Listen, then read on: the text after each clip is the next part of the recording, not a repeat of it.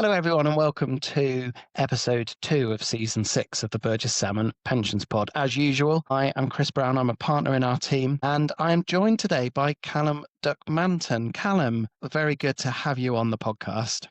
Hi, Chris. Yeah, absolutely. Great to be here. So just as a quick introduction to me, I'm a solicitor Yes, please do introduce yourself.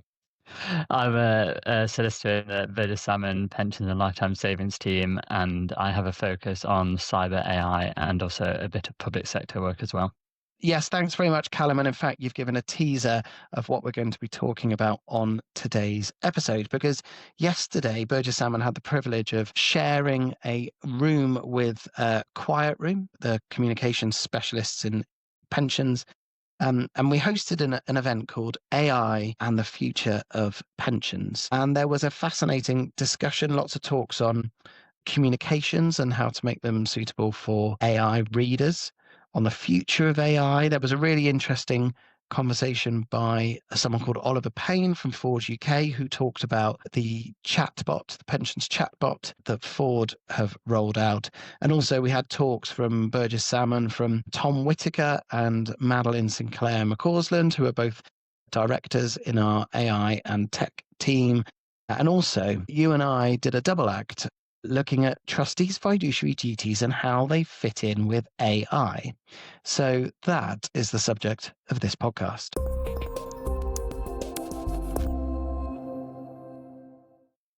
So Callum, we're not going to repeat the talk that we did yesterday here, but we thought it would be helpful to just pull out 3 to 4 key points that we made yesterday that will be interesting to trustees, but also to anyone really who's considering using AI in their business. So is that all right with you?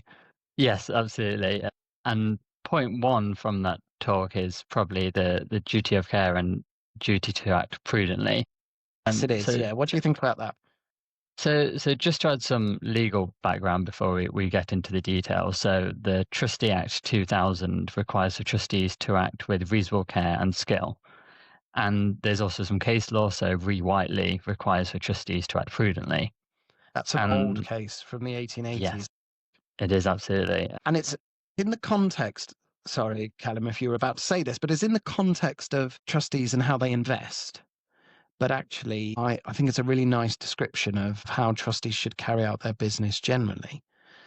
Because Re Whiteley, what it says is that trustees have to invest and, more generally act as if they were morally bound to provide for beneficiaries. So it brings in that moral obligation to being a trustee, to acting prudently.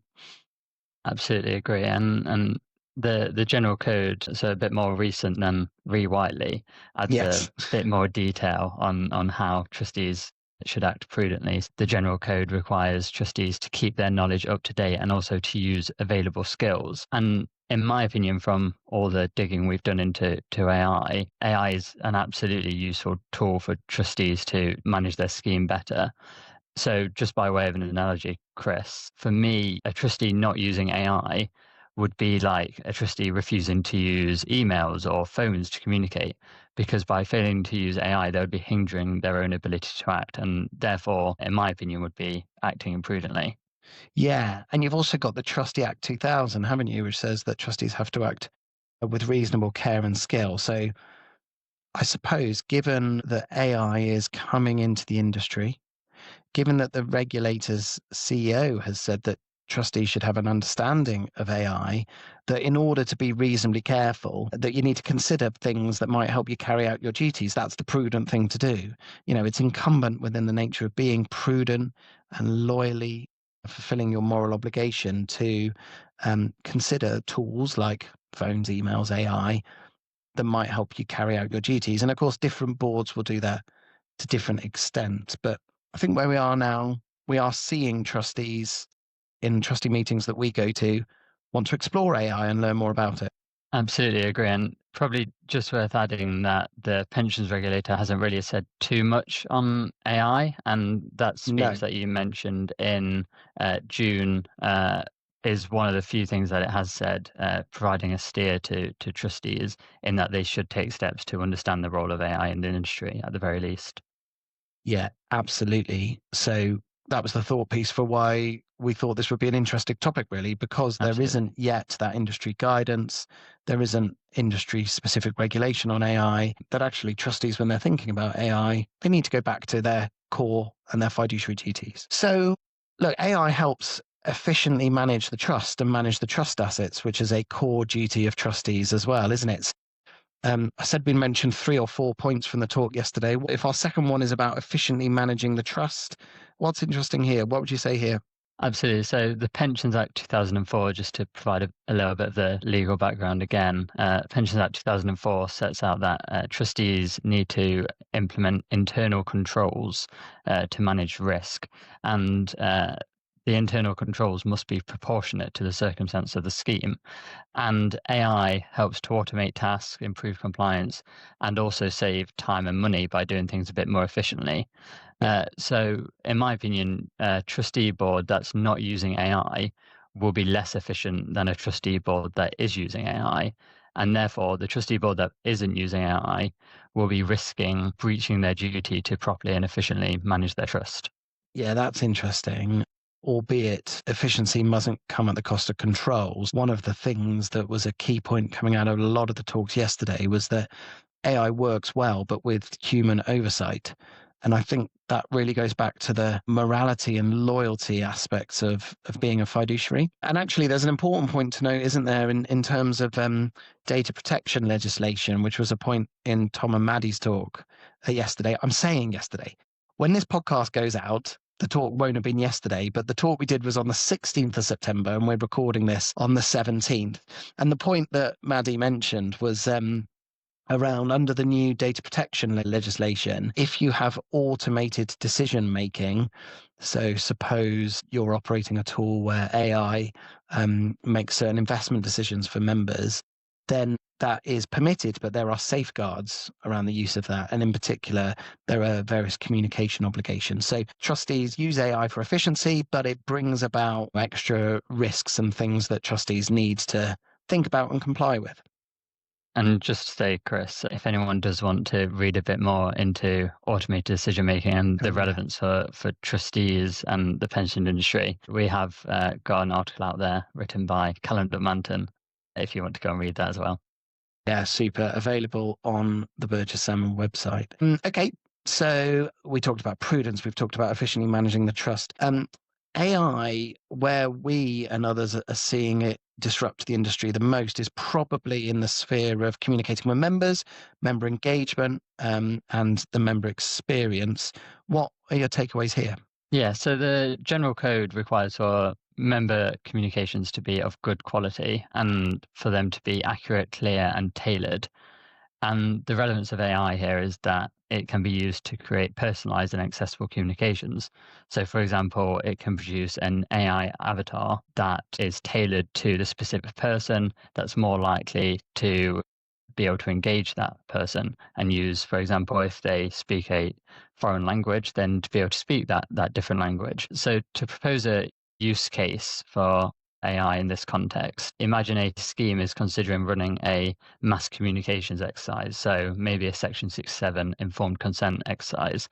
With AI, the trustees could communicate with the membership through personalized videos rather than a traditional long-form letter, which may result in more take-up of the informed consent exercise and therefore save costs for the scheme. Yeah.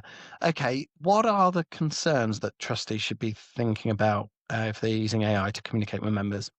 So there's probably two. The first one is by the AI providing financial advice, and that would be a breach of financial services regulations. So trustees definitely do not want to be doing that, but that risk can be mitigated by engaging with the AI provider properly to ensure that isn't happening. And the second one is discrimination. There's various case studies of AI producing biased and discriminatory outputs due to the material it's been trained on also being discriminatory.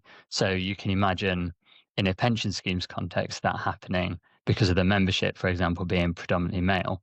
That could happen with a scheme as well. And you would end up having a potential breach of the duty to act fairly between members. Which is one of the trustees' core duties. And as trustees and providers are getting to grips with implementing AI, the last thing the industry needs is another discrimination, equalization issue on their hands. But that risk could be overcome with training about how the AI model works and, making sure that you look out for possibilities of discrimination. There was that example with Amazon, wasn't there? A number of years ago now, but Amazon realized that their AI algorithm for recruiting employees was biased against women because, as you say, it was trained on CVs Amazon had received over the previous 10 years, most of which had come from men. So the AI algorithm trained itself to favor applications like those which were from men rather than from women. Okay, so we have talked about communication. We've talked about efficiently managing the trust and prudence. Just want to end now on a point around AI in governance, which is where a lot of people are using AI, I suppose. Lots of people will be familiar with Copilot in Teams, and that raises interesting questions for fiduciaries coming to decisions around, well, might the presence of an AI transcript of a meeting stifle discussion? I don't know if a trustee will ask the stupid question or put up what's perceived to be the obviously wrong answer for it to be knocked back down. So there's a risk around that. Thinking about trustees' legal duties, there's no legal duty to record the reasons for a trustee decision. We often advise on this in the context of internal dispute resolution procedure cases. Often it's better for trustees to have a succinct record of the rationale for their thinking, but not a full transcript. So we're seeing it in governance too. Absolutely, but that is a risk that can be mitigated. So we've recently advised a trustee client on implementing an AI policy in respect of trustee meetings that appropriately mitigates those risks that you just mentioned. Yeah, indeed we have. So look, that's just a flavour of some of the points that came out in our talk yesterday, which was just one in a range of interesting talks all over the afternoon. I learned some quite interesting things from the quiet room talk about how the way you write as if it's going to be read by a large language model, which was really fascinating. So Callum, for our podcast listeners, can you just leave us, please, with key actions that, particularly trustees listening to this might want to take away, things that trustees could be doing now when thinking about AI? Absolutely. So I've got a list of a few steps we would recommend. And to start off with, one that we haven't really touched on in this episode so far, but one that I think is really important to protecting members. So providing a warning to members against using AI to understand member communications that they receive from their pension scheme. Something we've seen a few trustee boards think about wanting to put in their newsletters, in their communications with members.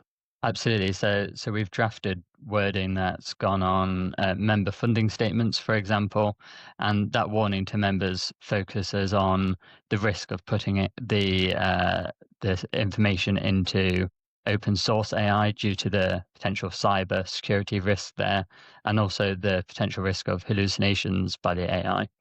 Yeah, absolutely. That's brilliant, and is one thing we're seeing trustees doing. What else should trustees be doing at the moment? Yeah, so just to maybe go through the remaining ones a bit more quickly. So we recommend that trustees consider taking up training so that they can understand the risks that we've touched on. Which goes to the point that the regulator CEO made in that speech. Absolutely. And another thing is liaising with service providers to understand how the service providers are using AI, because that's just as important as how the trustees personally are using AI.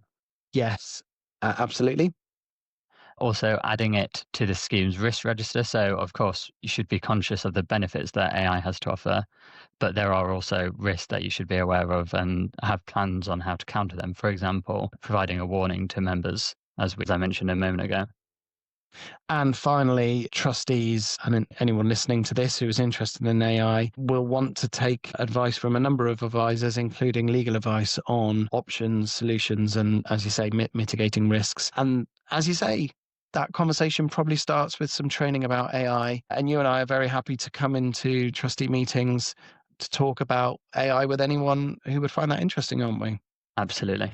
Perfect. Perhaps could you leave our listeners with one thought on AI in one line, please? Well, I think AI has lots of exciting benefits. There are risks involved, but those risks can absolutely be addressed with some proper safeguards. So trustees should really be looking at understanding AI and how you can use it to benefit your members. Thanks ever so much, Callum. I completely agree with that. And it's been great having you on the podcast. Thank you very much.